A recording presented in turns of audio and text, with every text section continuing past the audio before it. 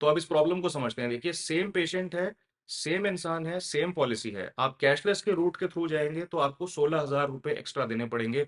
और अगर आप आज मैं आपको बताऊँगा कि सबसे महँगी से महँगी इंश्योरेंस पॉलिसी खरीदने के बाद भी क्यों आप जब कैटरैक्ट सर्जरी कराने जाते हैं, अपनी पॉकेट से बिल पे करना पड़ता है।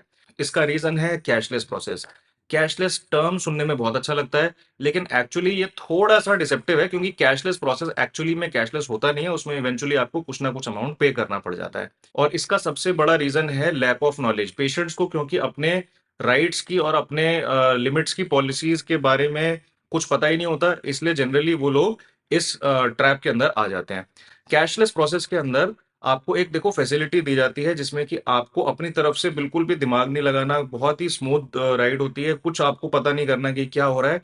हॉस्पिटल में जाना है सीधे, डायरेक्टली अपना इंश्योरेंस का कार्ड उनको देना है एंड आपको एक नॉर्मल मोनोफोकल लेंस आपको वो लोग दे देंगे और आराम से कैशलेस आपकी हो जाएगी।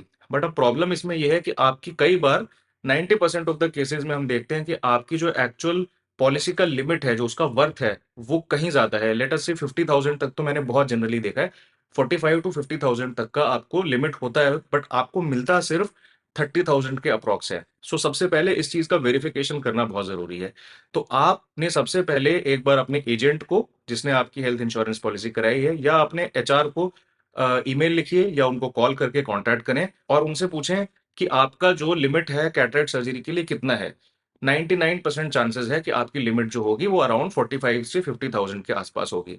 और अगर आप कैशलेस सर्जरी कराने के लिए जब हॉस्पिटल में जाएँगे, तो हॉस्पिटल आपको बोलेगा कि आपका जो कैटरैक्ट सर्जरी में अप्रूव्ड अमाउंट है, वो जनरली 30 से 34,000 तक ही आएगा। जो डिफरेंस अमाउंट है, वो आपको पे करना पड़ेगा। स्पेशली अगर आप कोई प्रीमियम लेंस लगाना चाह रहे हैं, कोई इंपोर्टेड लेंस लगाना चाह रहे हैं, टोरिक या ट्राइफोकल या ईडॉफ लेंस लगाना चाह रहे हैं, तो आपको हॉस्पिटल चार्ज करेगा। अब इस प्रॉब्लम का सॉल्यूशन क्या है? ऐसी डिस्क्रिपेंसी इसलिए है क्योंकि इंश्योरेंस कंपनी जब भी आपको एक कैशलेस फैसिलिटी देती है, उस फैसिलिटी को देने के लिए वो आपसे इतना हाई प्रीमियम अमाउंट कट कर रहे हैं।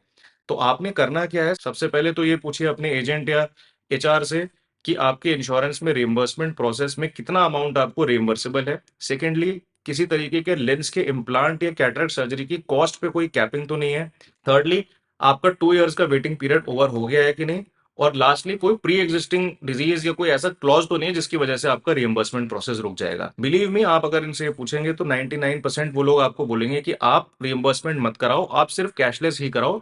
और कई बार हम देखते हैं कि पेशेंट्स को अलग-अलग हॉस्पिटल्स में भी डायरेक्ट कर दिया जाता है कि आप उस XYZ हॉस्पिटल में जाके आप अपनी सर्जरी करा लो, वहाँ पे आपका कंप्लीटली कैशलेस प्रोसेस हो जाएगा। यहाँ पे कैच ये है कि जिस समय पे आपको वो लोग कैशलेस के लिए पिच कर रहे होंगे या आपको रीडायरेक्ट कर रहे होंगे किसी और हॉस्पिटल या किसी और सर्जन के पास, सो आपको उस टाइम पे नहीं बताया जाएगा। सर्जरी होने के बाद जब फाइनल बिल एंड डिस्चार्ज भेजा जाता है, तब उस टाइम पे सबसे ज़्यादा प्रॉब्लम्स आती हैं, क्योंकि आपको अप्रूव्ड अमाउंट थोड़ा कम होगा and you are stuck in the hospital, then you will have to pay the amount. ये एक बहुत कॉमन प्रैक्टिस है, ऑलमोस्ट डेली बेसिस पे हम इस चीज़ को फेस करते हैं।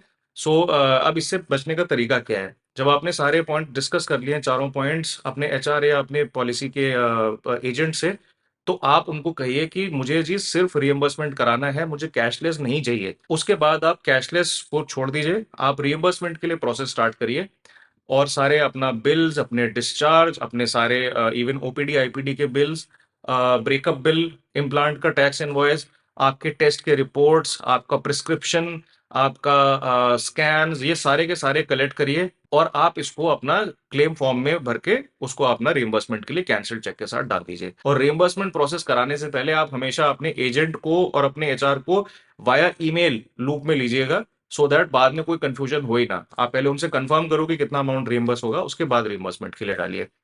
इसी तरीके के टिप्स एंड ट्रिक्स मैं आपको देता रहूंगा। अगर आपको वीडियो अच्छा लगा हो तो लाइक एंड शेयर करें, सब्सक्राइब करें। अगर आपको हमारी टीम से कनेक्ट करना है, आईवीआर नंबर पे कॉल करके कंसल्ट कर सकते हैं। Thank you.